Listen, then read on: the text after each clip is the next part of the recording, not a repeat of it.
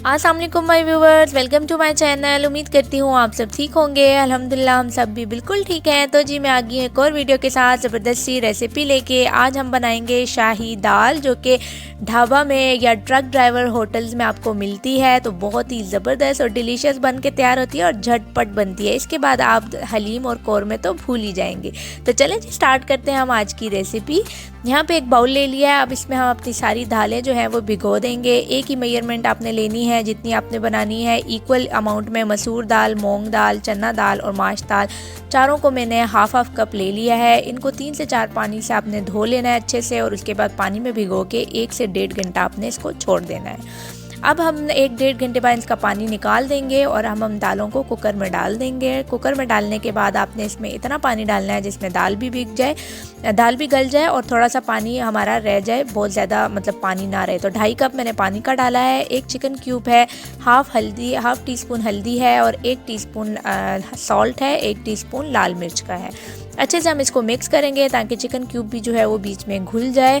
थोड़ी देर इसका बॉईल होने का वेट करेंगे। जब पानी बॉईल हो जाए तो ऊपर से आपने ये झाग हटा देनी है, क्योंकि इससे कुकर का फटने का बहुत डर होता है। तो ये झाग गोश्त पे, दाल पे आती है, तो ऊपर से आप हटा दिया करें। उसके बाद आपने इसको ढक्कन से बंद करके ऊपर सीटी लगा देनी है और आपने इसका वेट करना है। जब सीटी चल जाए तो आपने इसको 7 से 8 मिनट के लिए प्रेशर देना है। 7 से 8 मिनट में दाल अच्छे से हमारी गल जाएगी, क्योंकि बाकी दालें बड़ी जल्दी गल जाती हैं, सिर्फ एक चना दाल है जो थोड़ा टाइम लेगी। तो 7 से 8 मिनट में आपके सारी दालें बहुत अच्छे से हो जाएंगी।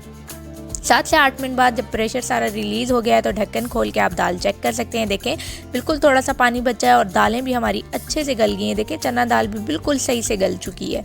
अब हम इनको कर लेते हैं फ्राई। उसके लिए हम पहले मसाला रेडी कर लेते हैं। एक कढ़ाई में मैंने हाफ कप ऑयल लिया है। जब ऑयल गर्म हो गया है तो मैंने 2 मीडियम साइज़ के अनियन चॉप किए थे, बिल्कुल फाइनली चॉप किए हैं, और इनको हम अच्छे से फ्राई कर लेंगे। आपने गोल्डन ब्राउन करना है, बिल्कुल मीडियम सा ब्राउन, बिल्कुल आपने जो है ना वो डार्क ब्राउन प्याज नहीं होने देने हैं। जब ये हल्के हल्के फ्राई होने स्टार्ट हो जाएंगे तो 1 टेबलस्पून जिंजर गार्लिक पेस्ट डालूंगी, 1 टीस्पून जीरा डालूंगी और 1 टीस्पून चिली फ्लेक्स का डालूंगी, और इनको हम अच्छे से फ्राई कर लेंगे। हल्का हल्का गोल्डन करना है, आपने बहुत ज़्यादा डार्क कलर नहीं देना है इसको। तो ये देखें साथ ही साथ जीरा और जिंजर गार्लिक पेस्ट भी हमारे फ्राई हो गए हैं। तो अब हम इसमें 2 लार्ज साइज़ के मेरे पास टोमेटोज़ थे, उनको मैंने अच्छे से चॉप कर लिया है। बिल्कुल चॉपर में घुमाएंगे तो इस तरह से हो जाएंगे, आपको ब्लेंडर में डालने की ज़रूरत नहीं पड़ेगी, और अच्छे से आपने इसको भूनना है। अब 4 से 5 मिनट इतनी अच्छी भुनाई आपने करनी है कि टमाटर अच्छे से भून जाए, ऑयल सेपरेट हो जाए। ये देखें ऑयल सेपरेट हो गया है, इस मीन हमारे टमाटर जो हैं वो अच्छे से गल चुके हैं। अब हम इसमें थोड़े से मसाले डालेंगे। 1/4 टीस्पून हल्दी डाली है, 1 टीस्पून धनिया पाउडर है, half teaspoon red chilli powder है, 1 टीस्पून चाट मसाला और 1 टीस्पून ज़ीरा पाउडर है। इनको मसालों को भी हम अच्छे से भून लेंगे 3 से 4 मिनट के लिए, ताकि इनका कच्चापन ख़त्म हो जाए। नमक मैंने अभी नहीं डाला, क्योंकि दालों में हमने चिकन क्यूब भी डाला है और 1 टीस्पून सॉल्ट भी डाला है, वो हम बाद में चेक करके डालेंगे। अभी जो हम मसाला भून चुका है तो उबली हुई जो दालें थी वो सारी हमने इस कढ़ाई में डाल देनी है, और इस मसाले के साथ 6 से 7 मिनट के लिए आपने इन दालों को अच्छे से फ्राई करते जाना है और चम्मच की मदद से इनको घोटते भी जाना है, ताकि जो थोड़ी बहुत साबुत दाल रहेगी है वो घुल जाए बीच में। चने की दाल थोड़ी थोड़ी आपको दिखेगी, बाकी सारी दालें वैसे ही घुल जाएंगी, क्योंकि वो गलती ही बहुत जल्दी हैं। 4 से 5 मिनट बाद फ्राई करने के देखें ऐसे आपको दाल नज़र आएगी। दाल और मसाला सारा यकजां हो चुका है, बड़े अच्छा सा इसका कलर आ चुका है। तो इस टाइम पे आपने जो है यहाँ पे सॉल्ट चेक कर लेना है। आपके जितना सॉल्ट आप खाते हैं उस हिसाब से अगर कम है तो आप डाल लें। मेरे हिसाब से थोड़ा सा कम था तो मैंने 1 टीस्पून सॉल्ट डाला है।